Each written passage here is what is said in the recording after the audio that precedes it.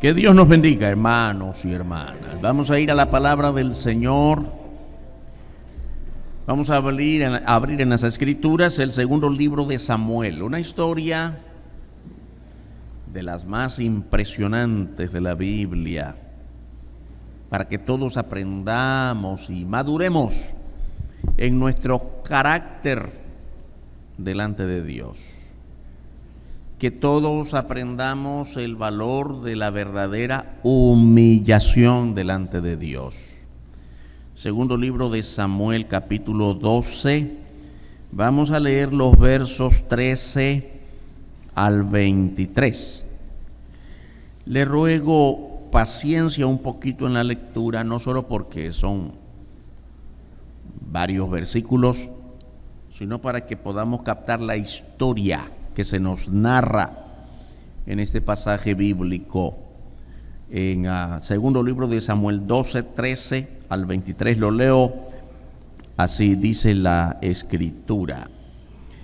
Entonces dijo David a Natán: pequé contra Jehová. Y Natán dijo a David: también Jehová ha remitido tu pecado, no morirás. Mas por cuanto con este asunto hiciste blasfemar a los enemigos de Jehová, el hijo que te ha nacido ciertamente morirá. Y Natán se volvió a su casa. Y Jehová hirió al niño que la mujer de Urías había dado a David, y enfermó gravemente. Entonces David rogó a Dios por el niño, y ayunó David, y entró, y pasó la noche acostado en tierra. Y se levantaron los ancianos de su casa y fueron a él para hacerlo levantar de la tierra. Mas él no quiso, ni comió con ellos pan. Y al séptimo día murió el niño. Y temían los siervos de David hacerle saber que el niño había muerto, diciendo entre sí: cuando el niño aún vivía, le hablábamos y no quería oír nuestra voz. ¿Cuánto más se afligirá si le decimos que el niño ha muerto? Mas David, viendo a sus siervos hablar entre sí, entendió que el niño había muerto.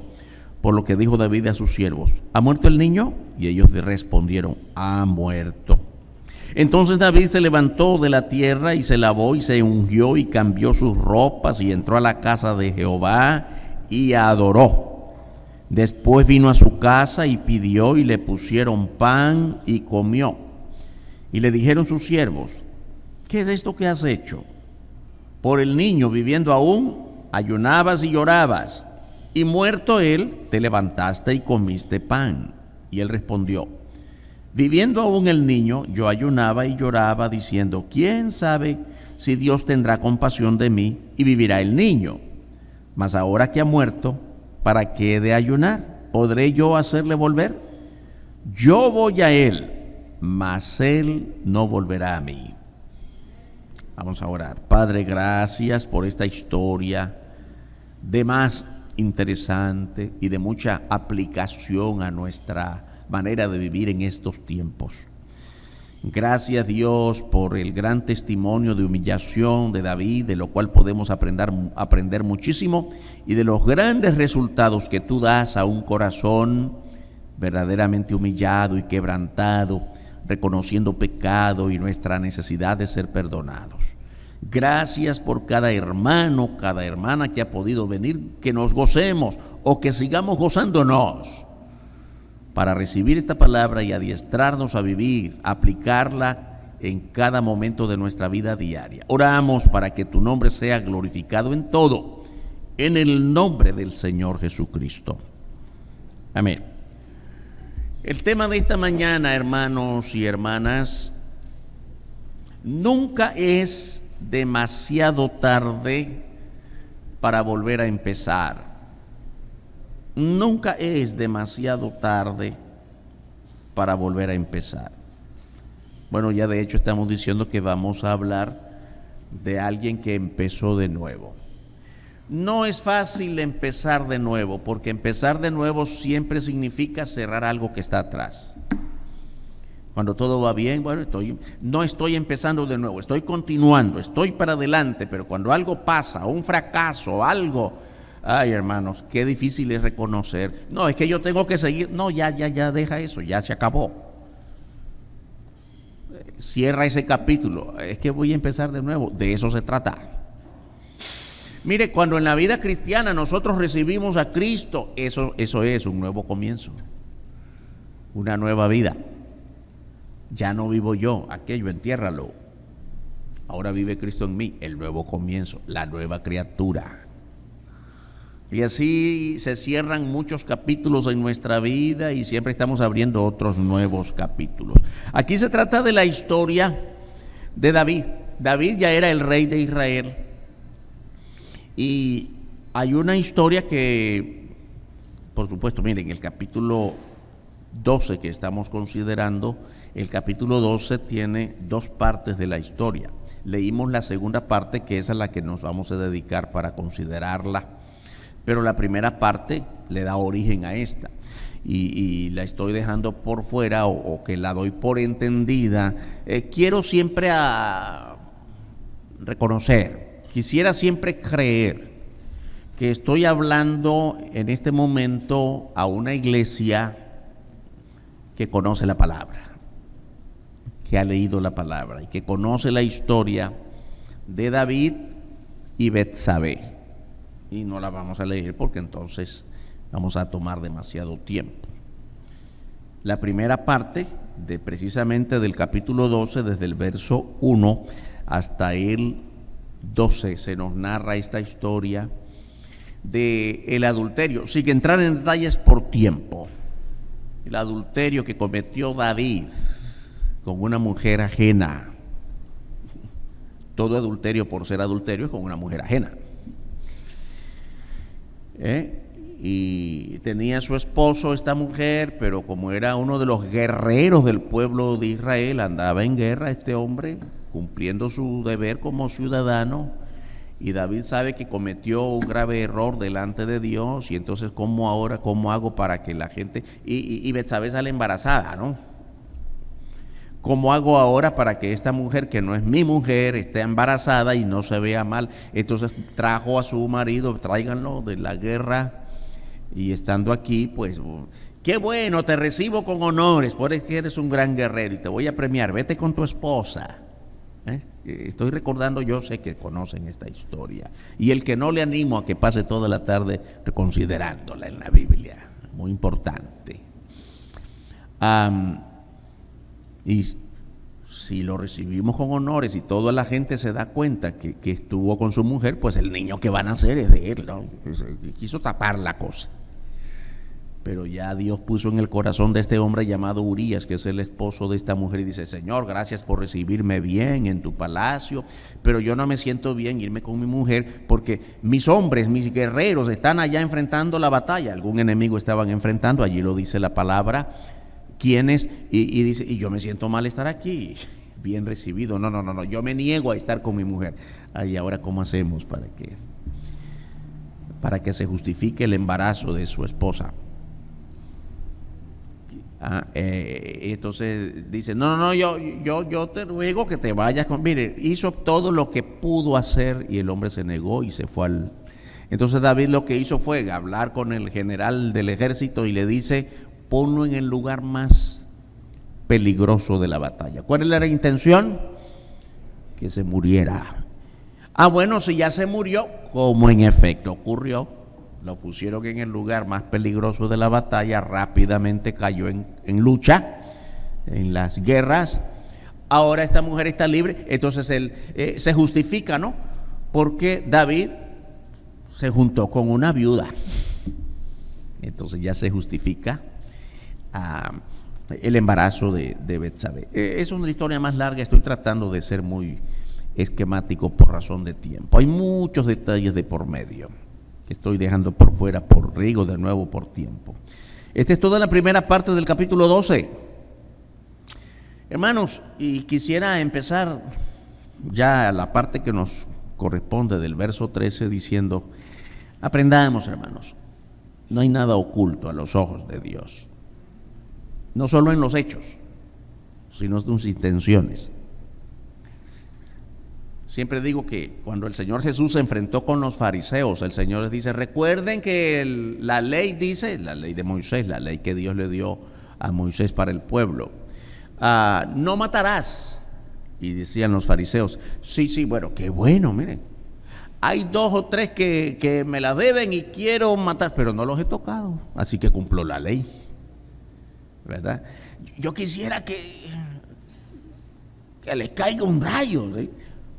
Pero no los he tocado, así que cumplí la ley, le dice el Señor. Ahora yo les digo, con que ya lo pensaste, ya lo mataste. No lo dice así exactamente, ¿verdad? Pero es lo mismo cuando dice, ahora yo les digo, ni siquiera lo ofendas.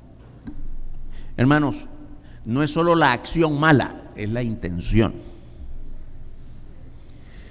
No robaste, pero tuviste la intención, ya pecaste. Dios conoce cada cosa de nuestros pensamientos, de nuestras intenciones, por eso cada día debemos tener cuidado para aprender a depender de Dios. Señor, no permitas que caiga en la tentación de cualquiera que sea. Ahora bien, David pensó, me libré. Ahora, como ella está libre, cualquiera puede decir, bueno, el rey tomó solo a una mujer viuda y está embarazada, pero ya Dios sabía lo que había ocurrido. Y de momento ocurre lo que ya leímos a partir del verso 13. Dios envió a un profeta llamado Natán. Natán es el profeta en el tiempo de David.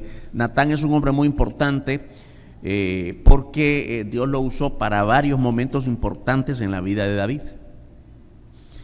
Y entonces Dios envía a Natán no solo para hacerle descubrir, así cierra la primera parte que acabamos de hacer referencia. A David Dios le hace saber a través de Natán que había pecado. Ya, en otra interesante historia al final de esa primera parte. Cuando David se da cuenta que Dios sabe, y yo creo que David lo sabía, pero a veces en nuestra naturaleza muy humana y pecaminosa como que nos volvemos ciegos. Yo sé que Dios sabe, pero voy a hacer como que Dios no sabe y sigo pecando. Y entonces Dios envió a Natán para hacerle saber, Dios sabe lo que has hecho. Y en esta segunda parte es cuando ya el niño ha nacido. El niño resultado de esa relación pecaminosa de adulterio, el niño ha nacido. Pero Dios ha determinado quitarle la vida. Todo pecado tiene sus consecuencias.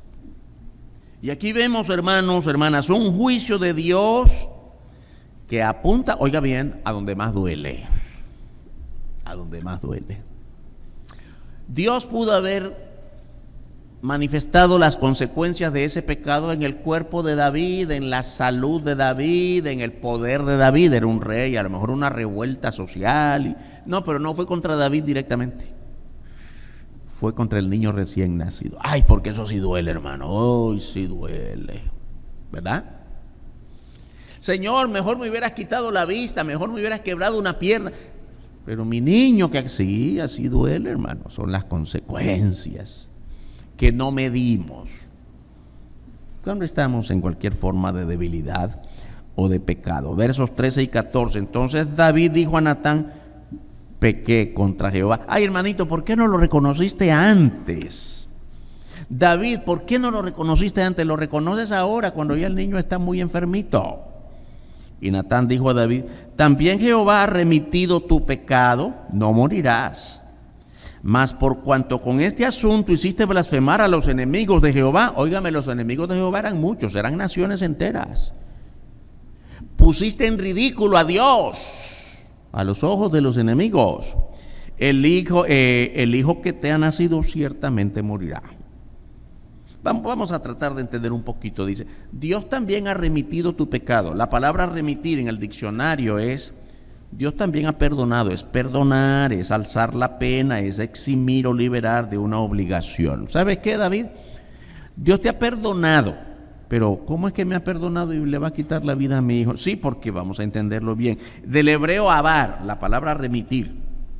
Dios ha apartado, apartar, descargar, alejar. Dios ha alejado el pecado de ti. ¿Sabes por qué? Porque deberías morir. Tú tú deberías morir. Y por eso es que dice aquí en el verso que ya leímos, el verso 13, también Jehová ha perdonado tu pecado, no vas a morir, no morirás. ¿Qué quiere decir? Tú deberías morir, pero Dios ha tenido misericordia de ti, no vas a morir, va a morir tu hijo. ¿Pero por qué? Porque esas son las consecuencias. Hermanos, pensemos en algo. Solo quiero adelantarme, mucho por decir, pero me adelanto un poquito. ¿Usted sabe quién fue el siguiente rey después de David? Sabemos, Salomón. ¿Y usted sabe quién es Salomón? El segundo hijo de Betsabé, el hermano menor de este que va a morir aquí. Dios ya había determinado que el hijo de Betsabé, es que como es Dios, hermanos, no tratemos de entender a Dios plenamente. Obedezcamos a Dios aunque muchas veces no lo entendamos, porque Él es soberano. ¿Cuántos hijos tuvo David? Ni los cuente. ¿Cuántas mujeres tuvo? Miles. Y si tuvo miles, imagínense cuántos hijos. Pero Dios determinó que era ese el rey que seguía, Salomón. Y así es Dios. Y no le preguntemos por qué, porque no nos va a explicar. Es su soberanía. Pero Dios no iba a permitir que un hijo de pecado fuera rey. Entonces este tenía que morir. Quizá hayan muchas más explicaciones de parte de Dios, pero no nos las va a dar. Solo tenemos que recibirlo como verdad porque es Dios haciéndolo. Deberías morir tú, pero no vas a morir, va a morir tu hijo. Así que Dios ha apartado tu pecado. Dios había perdonado a David, lo cual implica el arrepentimiento de David. Dios sabe que David va a mostrar muchísimo arrepentimiento, como ya lo acabamos de leer. Sin embargo, a pesar del arrepentimiento de David, su pecado era tan grande, había hecho blasfemar a los enemigos de Israel. Los enemigos de Israel se burlaron de Dios, porque como el pueblo de Israel siempre había dicho, como Dios lo dijo, ¿no? Nación santa, pueblo escogido, ustedes son mi especial tesoro. Especial tesoro, mire cómo anda el mujeriego comprende de cómo se burla la gente de nosotros. Y hasta borrachos son, y hasta pleititos son. Así se burla la gente de la iglesia cuando nosotros no damos buen testimonio. Y entonces había naciones enteras alrededor de Israel burlándose del Dios de Israel por causa del pecado de su propio rey. No era cualquier ciudadano, era el rey, el salmista, el cantor de Jehová. ¿Sí o no? Qué burla, hermanos, el de la gente. Y yo quisiera pensar, o más bien quisiera motivarles a que pensemos en esto todos los días. Cuando en la iglesia no todos vamos por el mismo camino. Cuando en la iglesia no todos adoramos con sinceridad a Dios. Cuando en la iglesia estamos compitiendo unos con otros, debería decir unos contra otros, y la gente se burla de nosotros. Sí, se burla de nosotros. Y no solo como iglesia, sino de la familia, del matrimonio, del hogar. Mire, van a la iglesia, domingo bonito, y la borrachera de anoche, y la fiesta de antier, comprende, la gente nos ve. Se burlan de Dios. Y eso fue lo que pasó aquí. Se burlaron no de David, sino de la nación, del Dios de Israel. Y empezaron a blasfemar los enemigos. Dios juzgó este grande pecado con la muerte del niño. Ahora vemos aquí cómo David batalló con sus propias fuerzas para evitar la derrota. Y no era derrota contra un enemigo, porque oiga, las guerras las ganaba. Era su propia derrota moral, era su propia derrota espiritual. Rogó a Dios, ayunó, se postró en tierra, lo acabamos de leer, versos 16 y 17. Entonces David rogó a Dios por el niño, y ayunó David y entró y pasó la noche acostado en tierra. Y se levantaron los ancianos de su casa y fueron a él para hacerle levantar de la tierra, mas él no quiso, ni comió con ellos pan. Entendamos qué cosa es acostarse en tierra, que no es acostarse así como dormido, es postrado en tierra. humillado, ese puesto en tierra, pero con la frente en tierra, postrado completamente. Es una manera profunda de humillación delante de Dios, de quebrantamiento de espíritu. Señor, perdóname, ¿qué estaba pensando yo? ¿Qué estaba haciendo? ¿Por qué lo hice? Oh, no, Señor. Quebrantamiento de verdad, como debemos mostrar, hermano. Quebrantamiento de verdad cuando hay pecado en nuestra vida, como en efecto hay si somos seres humanos. Pero Dios ya había decidido el juicio. En la primera parte del versículo 18 dice: y al séptimo día murió el niño. Hermano, yo quisiera pensar en esto. Si Dios ya había decidido, oiga bien, pensemos en esto. Cuando usted lea la Biblia, no solamente lea lo que dice ahí, trate de pensar. Deténgase en la Biblia, no corra. ¿Por qué tuvieron que pasar 7 días? ¿Por qué Dios permitió que el niño naciera? Si ya había decidido la consecuencia, el juicio del pecado de David, quitándole la vida al niño, ¿por qué no hubiera sido más fácil que el niño no naciese? Un aborto, un mal parto, lo que sea, bueno, pero el niño no nace. ¿O por qué esperar 7 días? Dios sabe por qué ocurren las cosas. Dios permitió que naciera, porque cuando el niño nace, David está contento, a pesar de que hubo pecado y todo, pero qué bueno que el niño nació. Ay, pero inmediatamente se enfermó. Si Dios hubiera decidido que el niño no hubiera nacido, no hubiera habido arrepentimiento de David. Pero además, no solo que no le quitó la vida antes de nacer, sino que dejó que naciera y hasta el séptimo día. Si David no hubiera pasado los 7 días de ayuno y oración y se muere el niño el día siguiente, pues no hubiera mostrado verdadero arrepentimiento. Muchas veces Dios dilata nuestro quebrantamiento, nuestro juicio, el juicio suyo por nuestro pecado, para darnos tiempo de pensarla mejor, para darnos tiempo de un profundo y verdadero arrepentimiento. 7 días estuvo David quebrantado, adolorido delante de Dios. Repito, hermano, si el niño hubiera muerto al día siguiente de nacido, el arrepentimiento de David no hubiera sido el mismo. 7 días. Allí el gran rey, un rey, supongo yo, muy ocupado en sus decisiones del reino. No, pero él estuvo allí, hermano, sin levantarse, quebrantado. Así quiere Dios nuestro verdadero quebrantamiento, para poder levantarnos después de perdonarnos. Dios había decidido ese juicio quitándole la vida a su propio hijo, al hijo de David. Ahora bien, el perdón de Dios es una nueva oportunidad para enderezar nuestra vida. Ya leímos lo que ocurrió aquí. Quebrantó su vida, lloró, ayunó. El arrepentimiento debe implicar el aceptar las cosas al modo de Dios. Al modo de Dios. Repito, hermanos, hay muchas cosas de Dios que no entendemos. Aun cuando lo vemos en la palabra, leemos la Biblia y volvemos a leer por qué Dios hizo esto, no lo entiendo. Y aún en nuestra propia vida, ¿por qué a mí? ¿Por qué tuvo que ser de este modo? ¿Por qué al otro no y a mí sí? Muchas preguntas y Dios no nos responde, porque lo que Dios quiere es que aprendamos es al modo de Dios, hermanos. Es como Él quiere. Hay muchas cosas de Dios que entendemos, pero eso no quiere decir que vamos a entenderlo todo. Dios quiere que le sigamos, no por si le entendemos, sino porque le obedecemos, aunque no lo entendamos. Es como muchas veces que decimos, yo le pido a Dios y no me bendice, Él sigue siendo Dios, me bendiga o no me bendiga, Él es Dios.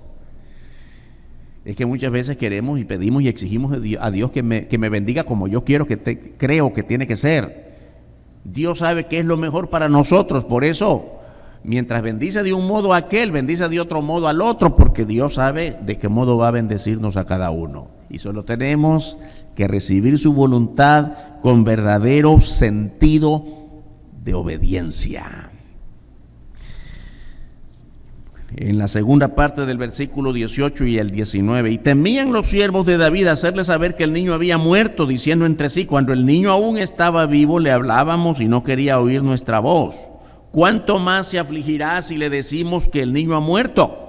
Mas David, viendo a sus siervos hablar entre sí, entendió que el niño había muerto, por lo que dijo a David a sus siervos, ¿ha muerto el niño? Y ellos respondieron, ha muerto.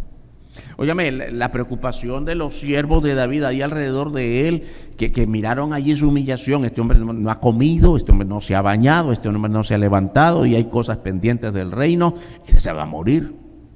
Si le decimos que el niño acaba de morir, se va a suicidar, se va a ahorcar. ¿Cómo hacemos para decirse? Estaban afligidos. Pero claro, ¿verdad? David, un hombre inteligente, se dio cuenta que ahí había una murmuración, un bullicio, y dice, ya murió. Óigame, ¿ya murió el niño?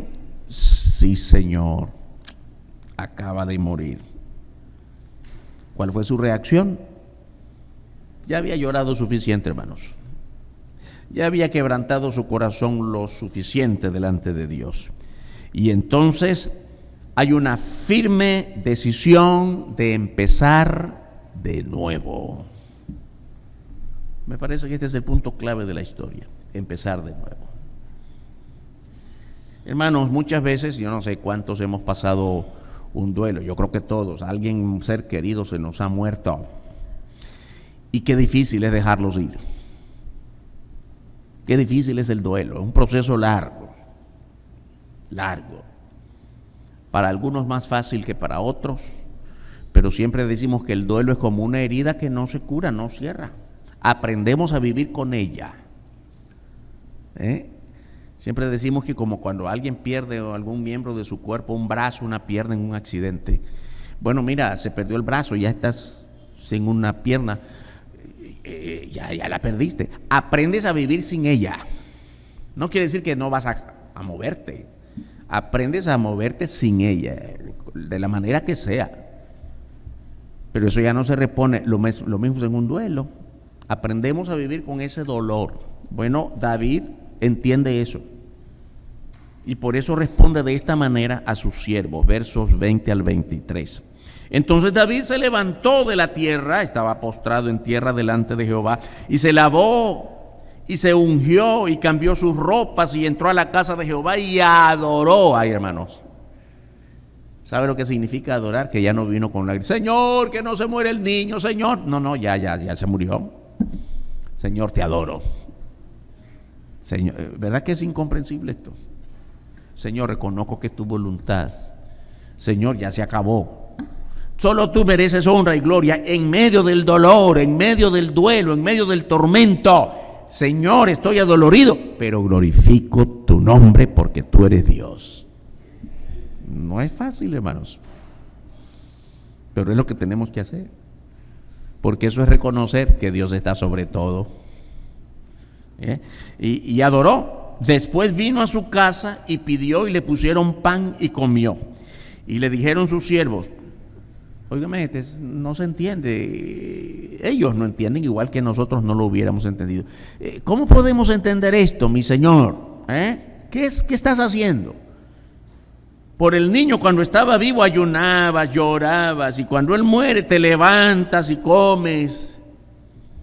Y él responde, cuando el niño estaba vivo yo ayunaba y lloraba, diciendo, ay, ojalá que Dios tenga compasión de mí. Pero ya no, ya se acabó, ya se murió el niño. Ahora observe bien, él ha muerto, y por mucho que yo ayune, ya no va a vivir. Tengo que cerrar este capítulo, ya se murió. Pero ahora que él ha muerto, ¿para qué he de ayunar? Ya no tiene sentido. Aceptó su duelo con valentía. Yo no digo aceptó su duelo fácilmente, no es fácil, pero lo hizo con valentía. Se levantó, se lavó, se ungió, cambió sus ropas. Hermanos y hermanas, aprendamos algo. Cuando Dios ha decidido algo y entendemos que ha decidido, no podemos cambiar nada. No podemos ir contra Dios. No podemos cambiar nada cuando sabemos que lo que ocurre es decisión de Dios. Y mucho más cuando queremos ir contra una decisión que Dios ya escribió en la palabra. Óigame, la palabra no se puede violar. Dios no puede ir contra su propia voluntad. Digo esto porque de repente hay quienes dicen: Señor, voy a hacer tal o cual cosita que yo sé que no te va a agradar, pero dame permisito para hacerlo porque... ¿Comprende? Dame permisito para... Dame vacaciones para no venir a la iglesia. Dame vacaciones para no orar. Dame vacaciones para no leer tu palabra. Hermano, hermana, usted, su vida le pertenece a Dios. No le pida permisito a Dios para hacer cosas que ya Él dijo aquí. Ya. A veces con esto de la venganza, del odio y del rencor entre hermanitos de la familia o de la iglesia, dame permiso, Señor, de hacerle aquel, pero solo a eso, no más. No vayas contra eso, no vayas contra Dios. Ya está escrito. Dios no va a cambiar su parecer y darte permiso de hacer algo que no le agrada. Eso es lo importante que nosotros podemos ver aquí de la actitud de David. Cerró el capítulo: Señor, ya te pedí que lo hicieras y no lo hiciste, y bueno, hiciste como mejor te pareció, lo acepto y comienzo de nuevo. No podemos cambiar las decisiones soberanas de Dios. Tomó una actitud espiritual frente a Dios. Entró a la casa de Jehová y adoró. Una actitud espiritual. Como tiene que ser nuestra vida, nuestra comunión con Dios y con el mundo, tiene que ser una actitud espiritual. No podemos, hermanos, venir a la iglesia con una actitud espiritual y salir de aquí al mundo con una actitud de la carne. No. Somos tan espirituales aquí como allá. Debemos ser muy espirituales en nuestro centro de trabajo, con nuestros hijos, con nuestros vecinos, igual que en la iglesia. Porque ahora estamos sujetos a Dios por la voluntad o por la guía del Espíritu Santo, por la presencia del Espíritu Santo en nuestra vida. David no reclamó a Dios, adoró. No exigió a Dios. Les recuerdo, hermano, porque muchas veces, y no solo en ese caso, les recuerdo que hace un tiempo que murió un gran cantante, un conocido cantante cristiano, de una enfermedad que se lo llevó muy lentamente. Era un cáncer y se venía deteriorando, y en ese proceso largo aparecieron otros muchos, ¿no?, para decretar públicamente: decreto que fulanito de tal ya está sano, y decreto, y una más atrevida todavía dijo: Señor, no aceptamos un no de parte tuya. Óigame, qué cosa más atrevida. No acepto, y otros lo han aprendido para sí mismos. No acepto un no de tu parte. ¿Y quién eres tú para mandar a Dios? Tengamos cuidado con eso, porque es muy común. Decreto, declaro. Cuánta humillación nos hace falta delante de nuestro Dios, porque Él es soberano. Y aquí David no vino a reclamar de Dios. Señor, me niego a aceptar que mi hijo muera. ¿Quién eres tú, David, para negarte delante de Dios, el gran rey? ¿Cuánto tenemos que aprender de todo esto, hermanos y hermanas? No reclamó, adoró. Aceptar la voluntad de Dios trae paz. Acaba con el remordimiento. Produce consuelo. Es un nuevo capítulo, es un nuevo comienzo. Señor, ya hice lo que pude delante de ti, tú decidiste como decidiste, empiezo de nuevo. Y eso fue lo que David hizo. Se levantó de donde estaba postrado, se puso las ropas limpias y a trabajar, adorando a Dios.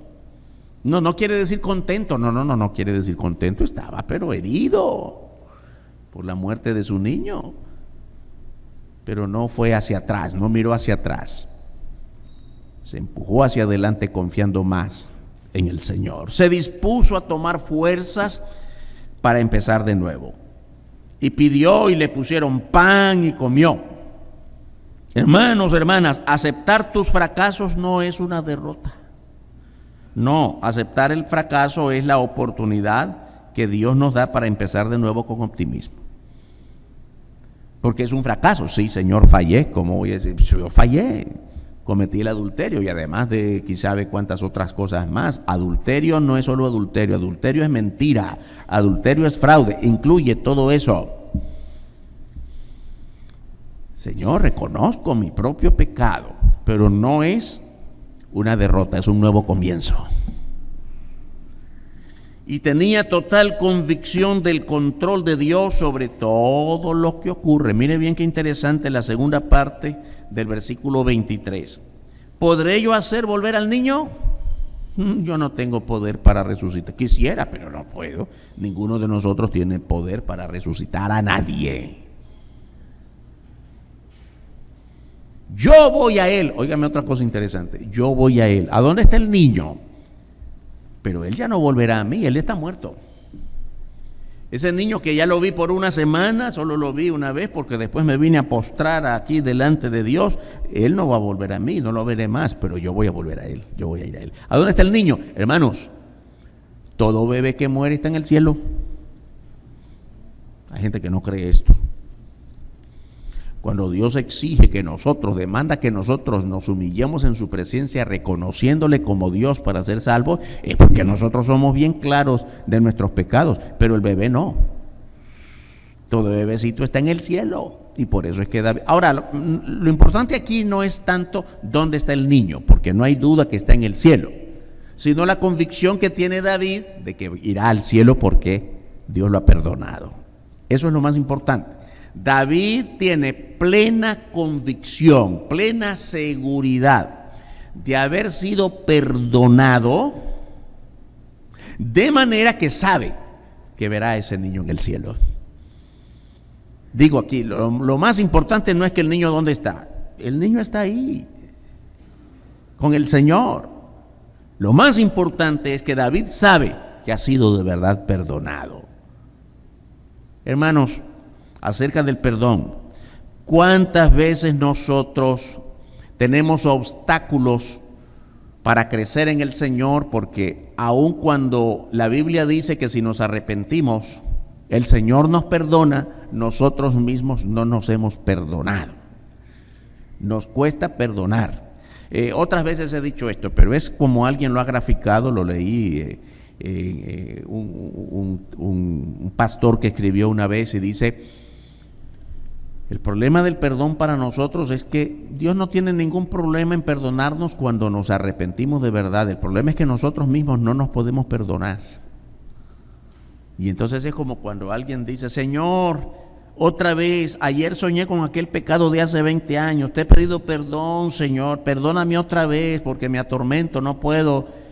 Y el Señor te dice: ¿cuál pecado? Señor, tú lo sabes todo, tú sabes que es que yo ya lo olvidé porque como ya te perdoné, ya lo borré. ¿Comprende la idea, no?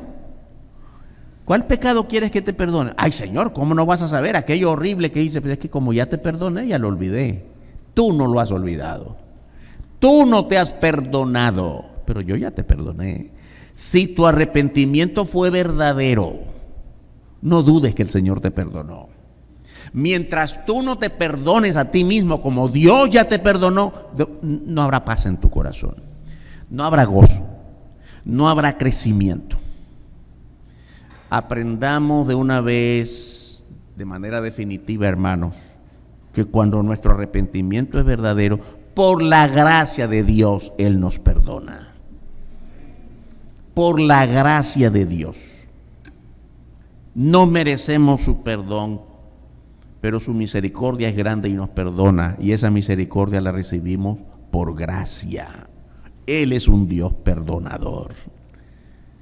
Hay total seguridad en la vida de David de que nada podía hacer él, por lo que ya había ocurrido, ya había pasado, ya, eso no lo podemos cambiar. Así como tiene que haber en nosotros total seguridad de que nada podemos hacer por el que ya se ha ido de este mundo, hermanos. ¿Qué vamos a hacer? El niño había muerto, se fue, nuestro ser querido se fue, ¿qué vamos a hacer? ¿Reclamarle a Dios? No, ya decidió comenzar de nuevo. Un nuevo capítulo de tu vida. ¿Cuántos capítulos de tu vida tienes que cerrar hoy? ¿Estás empeñado en que, Señor, sigo exigiendo? No, cierra eso. No es la voluntad de Dios. Recuerden que cuando oramos,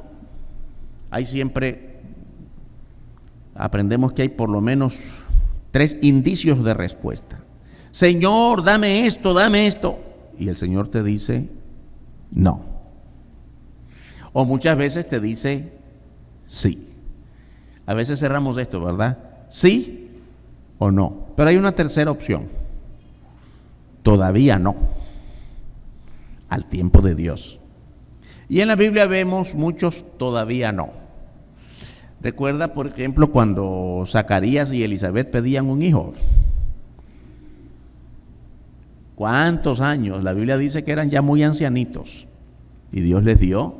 ¿Quién era el hijo de Zacarías? Ay, Juan el Bautista. Amén. ¿A qué edad se los dio? Ya ancianitos. Cuando ella y Juan ni siquiera lo creyó. Ay, como yo ancianita, dijo ella, voy a tener un hijo, sí, pero Dios se lo dio. Entonces ese es todavía no. Mire, a esas alturas, ya de 70, 80 o quizás más años de edad, ¿qué mujer tiene a los 80 años? Pero Dios se los dio. Llegó un momento en el que a lo mejor a cierta edad dijeron, dejemos de pedir eso porque ya Dios dijo que no. Dios dijo, todavía no. Hay muchas ocasiones en las que Dios nos dice eso. Señor, dame. Qué bueno, yo te voy a bendecir, te lo doy. Dios dice sí. O te dice una vez una hermana, bueno, pastor, yo le he pedido y le he pedido y le he pedido, bueno, y no me responde. ¿Cómo no? Ya le dijo que no. Ya le dijo que no. ¿Comprende? Pero hay otras ocasiones en las que no dicen ni sí ni no, sino todavía no. Al tiempo de Dios, hermanos, nuestra vida ya le pertenece a Dios. Solo tenemos que confiar. Señor, si me lo das, qué bueno. Si no me lo das, ayúdame a confiar y seguir adelante, porque es tu voluntad, es tu soberanía. Y no quiero que esto quite mi paz. Quiero gozarme en ti. Total seguridad manifestó David de su propia salvación. Dice, ya no puedo hacer que el niño venga a mí, pero yo voy a él. Total seguridad de que cuando David muera, estará también en la presencia del Señor. Total seguridad de que Dios ha salvado al niño y que le verá de nuevo. Hermanos, hermanas, de todo esto que hemos visto esta mañana, saquemos provecho del gran aprendizaje de un verdadero arrepentimiento. No de palabritas, no liviano, sino profundo. Una verdadera humillación de nuestra vida delante de Dios. Allí, solitos con Dios. Señor, me arrepiento. Señor, sé que mi vida no está bien. Ayúdeme a empezar de nuevo. Que nada nos quite la paz, reconociendo que Dios es perdonador y que todo tiempo es bueno para empezar de nuevo. Muchas veces nos creemos capaces de hacer las cosas como queremos que sean. Sin embargo, nos damos cuenta de que es Dios quien tiene la última palabra. Darnos cuenta de ello nos cuesta mucho y trae terribles consecuencias. En medio de todo tenemos que aprender que a pesar de sufrir las consecuencias de nuestros pecados, Dios nos perdona y nos prepara por su gracia para un nuevo comienzo. Nunca es tarde. Empecemos de nuevo. Dios tiene grandes planes para nuestra vida. Vamos a orar. Padre nuestro, te damos gracias por la palabra que hemos recibido en esta mañana. Grandes historias de tu palabra, de las Escrituras, nos mueven a confiar cada vez más en ti, creyendo cada vez más en tu gracia, en el perdón y sus grandes resultados. pero ayúdanos a ser el pueblo que se humilla delante de ti, verdaderamente arrepentidos y consagrados para hacer siempre lo bueno. Ayúdanos a negarnos a toda forma de maldad, a toda forma de pecado, de modo que con todo y en todo tiempo tu nombre sea glorificado. Oramos en el nombre maravilloso de tu Hijo, nuestro Señor y Salvador Jesucristo. Amén. Dios nos bendiga, hermanos y hermanas.